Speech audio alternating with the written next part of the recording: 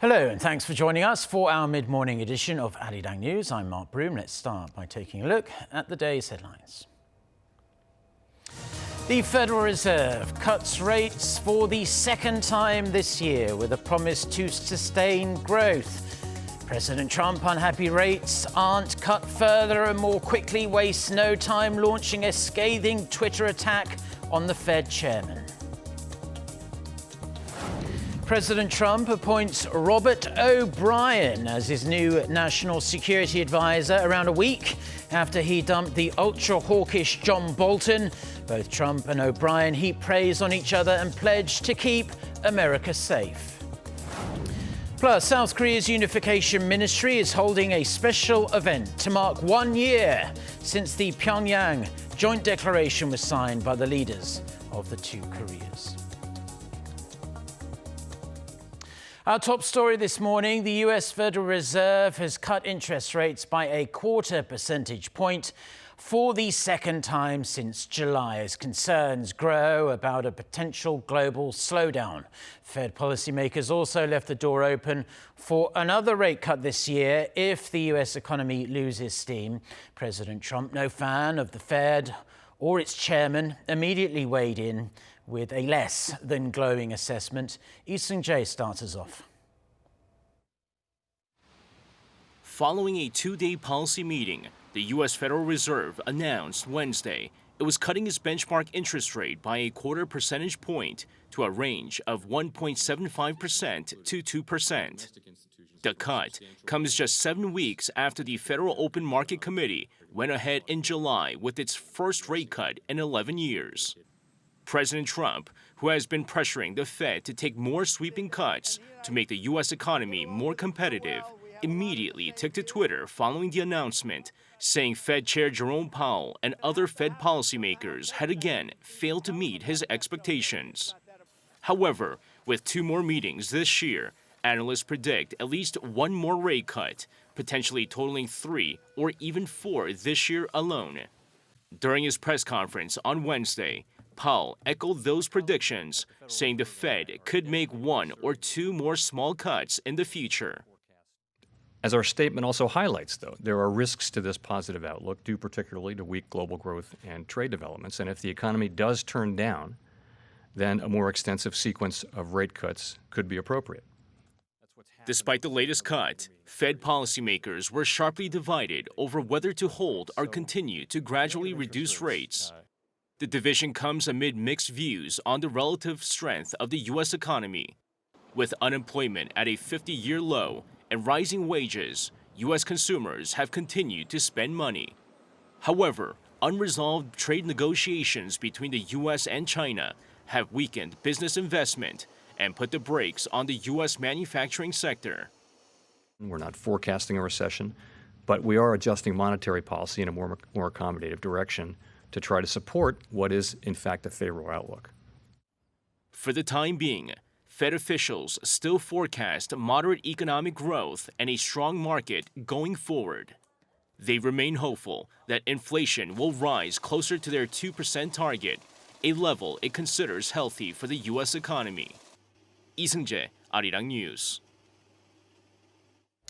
Now, as a follow-up to that report, the head of South Korea's central bank says the Federal Reserve's rate cut happened as the market had predicted. Heading to work this morning, the Bank of Korea Governor Lee Ju-yeol told reporters that the Fed maintained its previous stance, so the decision would not significantly change the BOK's monetary policy. When it comes to rate cuts by the Bank of Korea, Lee said it's important to monitor external risks, such as the US-China trade war and rising tensions in the Middle East. US President Donald Trump has named hostage negotiator Robert O'Brien as his new national security advisor. He will replace John Bolton, who was forced out after clashing with President Trump on a variety of foreign policy issues. Mr. O'Brien will be President Trump's 4th national security advisor in 3 years. And that's the most any US president has had in a first term. Kim Mo-kyun has more on Mr. O'Brien and how he's expected to mold the Trump administration's foreign policy at this particularly testing time. President Trump has selected Special Envoy for Hostage Affairs at the U.S. State Department Robert O'Brien as his new national security advisor. Taking to Twitter on Wednesday, President Trump said he was pleased to announce O'Brien had accepted the promotion. Speaking to reporters after getting the nod, Trump praised O'Brien for doing a very successful job as a hostage negotiator, adding he believes he will continue to do well working closely with him in the White House. Through hostage negotiation, I got to know him very well myself, but also a lot of people that I respect rated him as their absolute number one choice. So, I think we have a very good chemistry together, and I think we're going to have a great relationship. He is a very talented man. O'Brien said it was a privilege to take on the role, and he looks forward to working with President Trump in keeping America safe. Robert O'Brien is an attorney from L.A. who has served as a foreign policy advisor to several Republican presidential campaigns. He previously served in several State Department positions, including as an alternative representative to the UN General Assembly in 2005. He will be Trump's fourth national security advisor, replacing John Bolton, who the president fired last week. Trump said he and Bolton strongly disagreed on a number of foreign policy issues, including on North Korea and Venezuela. As Trump's top advisor on national security, O'Brien will be tasked from tackling everything from immigration policy, heightened tensions on Iran, and will also influence Washington's next moves in its stalled denuclearization talks with North Korea. Kim Mo-kyun, Arirang News. Now, America's top diplomat for East Asia says he assumes North Korea is still producing nuclear weapons when asked by the U.S. Senate Foreign Relations Committee on Wednesday whether he believes the regime is still developing nuclear weapons. David Stilwell, Assistant Secretary of State for East Asian and Pacific Affairs, answered yes. Asked about the number of warheads, he said he would offer more details in a separate, more private setting. Such remarks come as Pyongyang and Washington are expected to resume stalled denuclearization talks soon, although the two sides have yet to agree on the exact time or location. South Korea's unification ministry, which is in charge of inter-Korean affairs here in Seoul, is holding a special event to celebrate the one-year anniversary of the Pyeongyang Joint Declaration signed by the leaders of the two Koreas. The event kicked off at the top of the hour at the Office of Inter-Korean Dialogue in northern Seoul. Over 100 people, including senior government officials, are in attendance. The ministry hopes the event will be an opportunity to highlight the importance of peace, harmony and prosperity. Unification Minister Kim Yeon-chul is also scheduled to hold a dialogue session with citizens in downtown Seoul to explain the government's North Korea policies.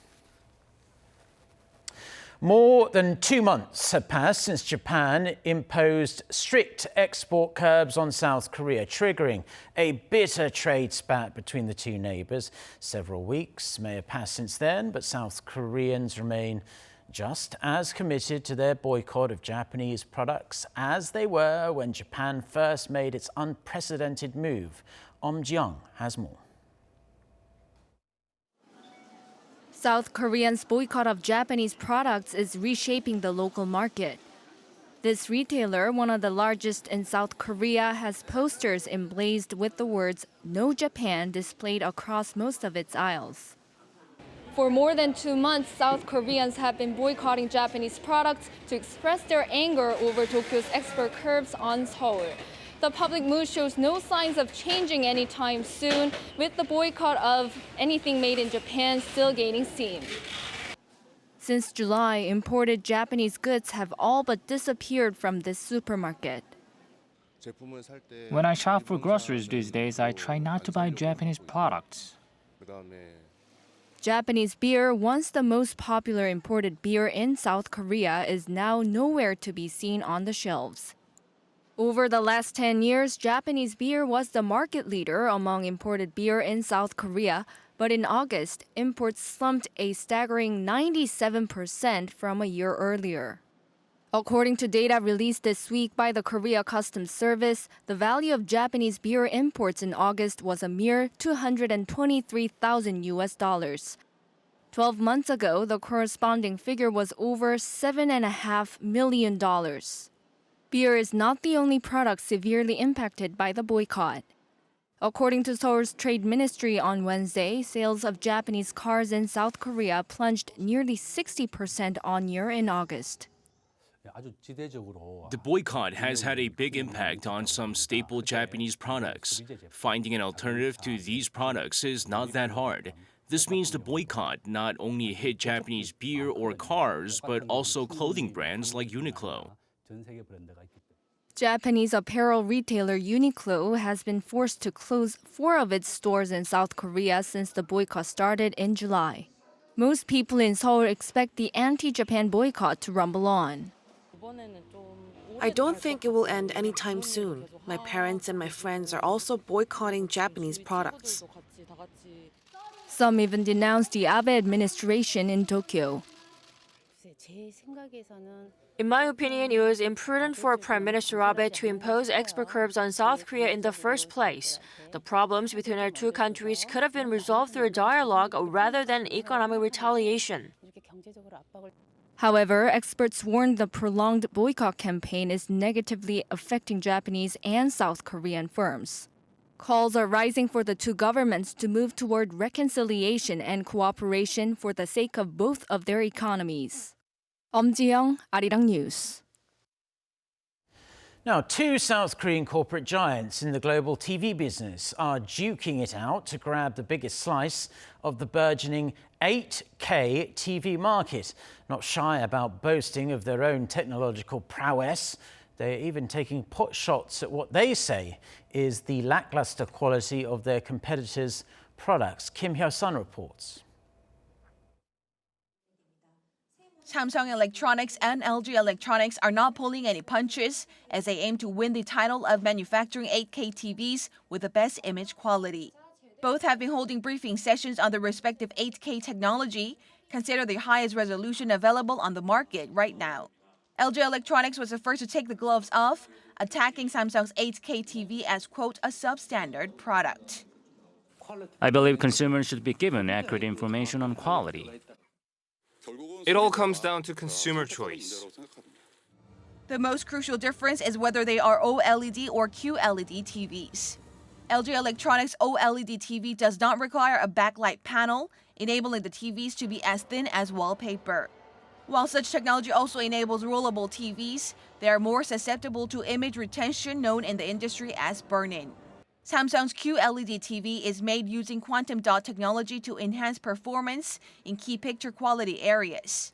While the technology enables better image quality, it requires a backlight panel. Although pundits say LG Electronics is ahead in certain technological aspects, sales figures show Samsung Electronics is taking an early lead. Kim Hyo-sun, Arirang News. Switching gears now, South Korea remains on high alert for African swine fever since the second case of the animal disease was confirmed on Wednesday at a pig farm near the inter-Korean border. Fortunately, no new cases have been reported over the past 24 hours or so. However, the government plans to cull around 1 million pigs as a precautionary measure, including those from the second confirmed farm and other farms located within a 3-kilometre radius. While a 48-hour nationwide lockdown on all pig farms was lifted as of 6:30 a.m. on this Thursday, a ban on pork shipments from 6 tightly controlled zones will remain in effect for the next 3 weeks. At Incheon International Airport, a 24-hour emergency quarantine team has tightened baggage inspections. The origin of this outbreak remains a mystery, but investigations are ongoing. African swine fever is a highly contagious disease, fatal to pigs, but harmless to humans.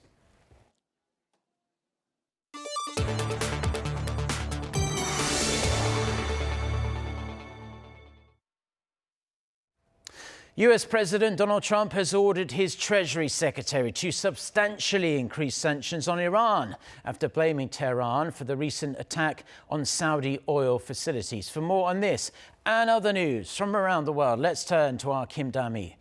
Dami, do we have any timeline on when we can expect to hear just how far-reaching these sanctions are going to be?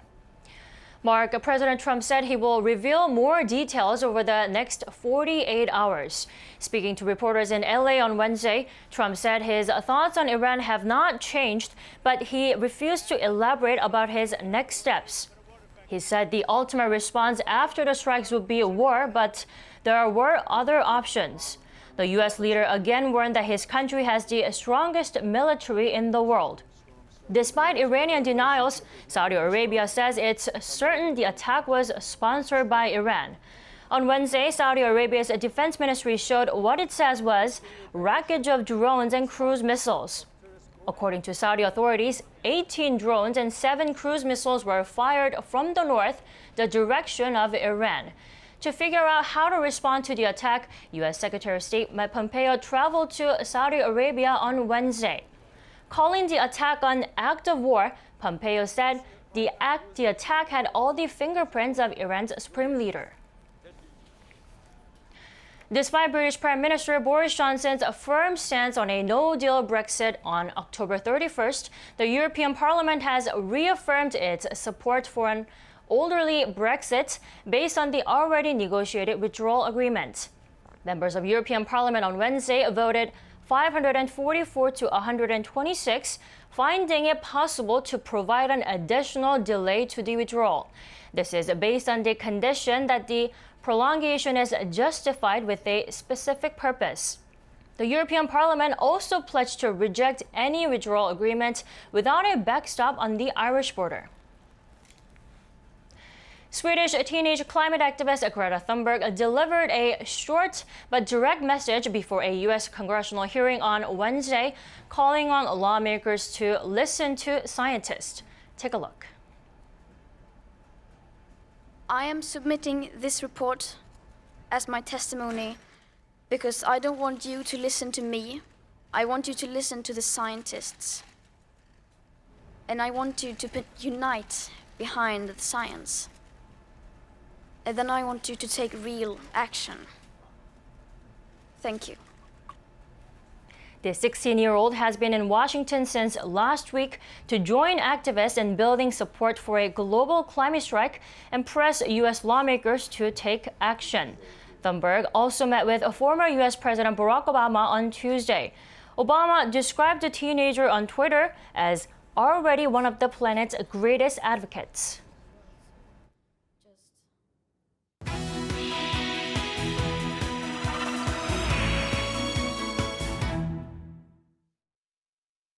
Time now for our Life and Info segment, where we focus on information that we do hope will be useful for your everyday life. It is Thursday here in South Korea, so we're going to focus on culture and the arts in this country and to introduce some fun events that are on the horizon. I'm delighted to say our Min-sun joins me in the studio today. Good morning, Min-sun. Hi, Mark. Today I'm going to introduce some events that are suitable for first season. It's almost 2019 Korea Art Week, which is a 2-week-long program run by Culture Ministry and Korea Art Management Service to give people more access to artworks like paintings, installation art, and video art. Korea Art Week has been held every year since 2015, and this year it will run from September 25th next Wednesday to October 9th. The event was organized to encourage people to get closer to the arts and enjoy them. This year's event has 2 themes, which are Let's Go to the Art Galleries and Let's Buy Art Pieces. Let's hear from the organizer. Korea Art Week aims to make art more accessible and hopes to improve people's quality of life through an understanding and enjoyment of art and communication with art. Previous events focused on exchanges and networking among artists, but this year we have shifted our focus to encourage visitors' participation and enjoyment. During the 2 weeks, 258 art museums and galleries across the country will take part and provide discounted admission and various programs to invite more visitors to enjoy the arts.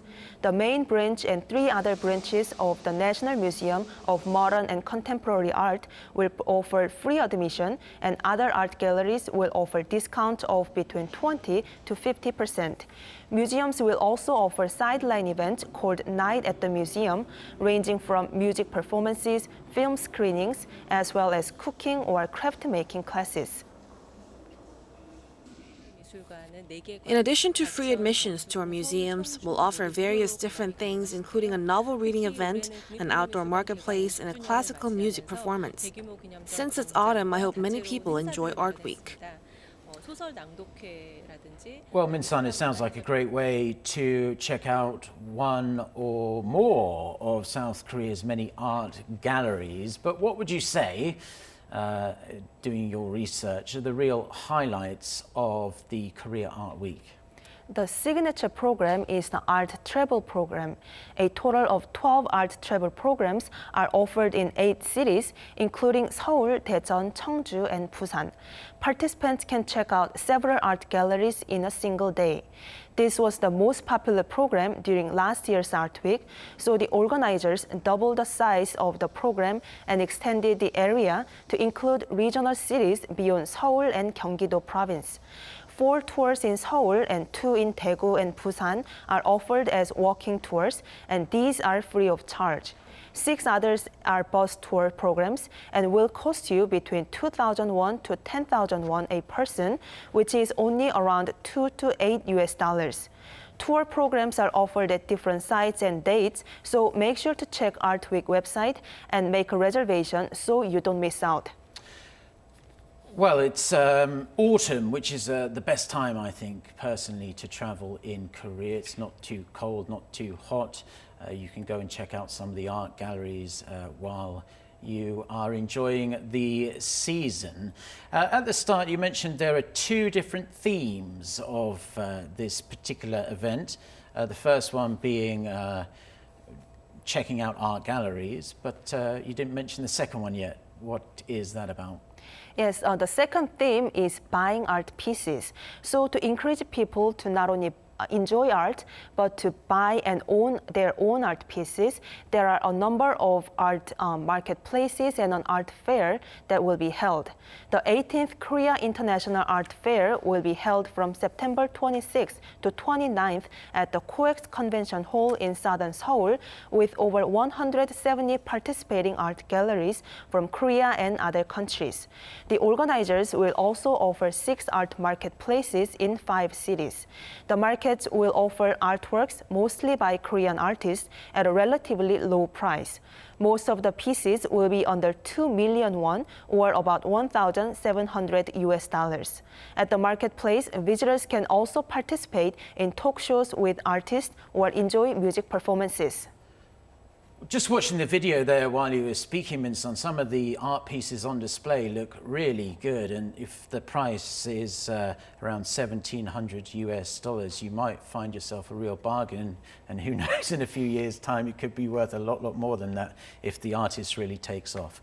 But it's good to see that there are so many art galleries and art events happening around Korea, particularly at this time of year. Like I say, many more people are willing to travel around. Min-sun, as always, thank you for coming in. Yeah, thank you for having me. Now, with that, we are going to take a quick look at some cultural events, some other ones that are coming up here in South Korea.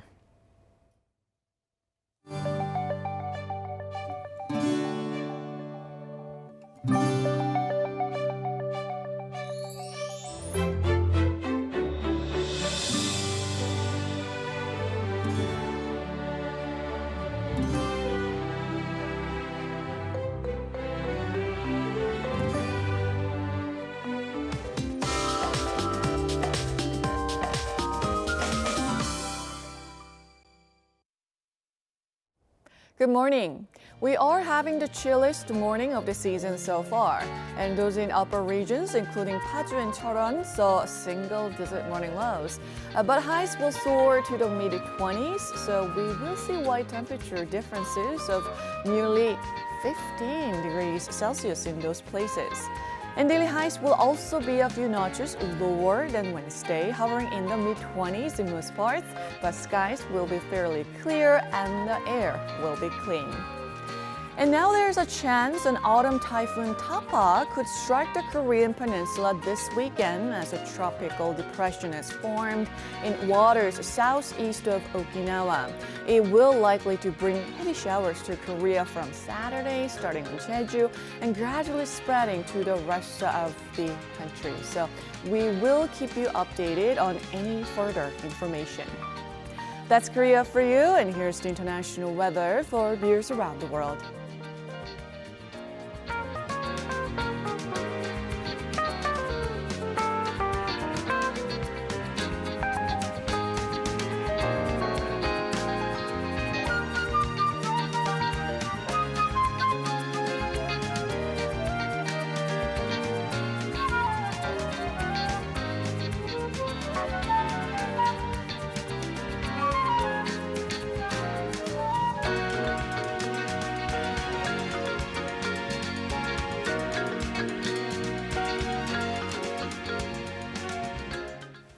Well, that's where we're going to leave the news and weather for now on this Thursday morning here in Seoul. Do stay tuned to us on Arirang TV. And a reminder that our next newscast is coming up at noon Korea time. So until then, goodbye.